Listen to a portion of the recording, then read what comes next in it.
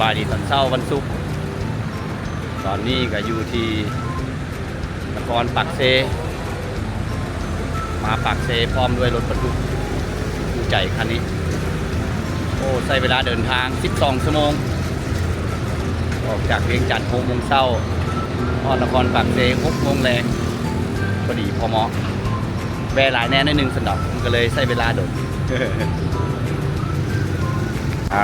ตอนนี้ก็อยู่ที่ศูนย์อิสุราบริการสาขานครปักเซไทยบุ้งกับมาหยามเลยเด้อ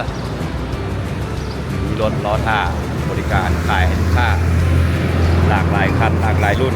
ไม่ว่าจะเป็นรถบรรทุกรถอีซูสปาร์ควีคอร์ดไฮแลนเดอร์มิวเอ็กอันนี้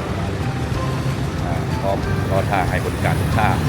แล้วก็มีศูนย์บริการรังคันคายพร้อมเนาะนี่ภาพโฉมหน้าตาของ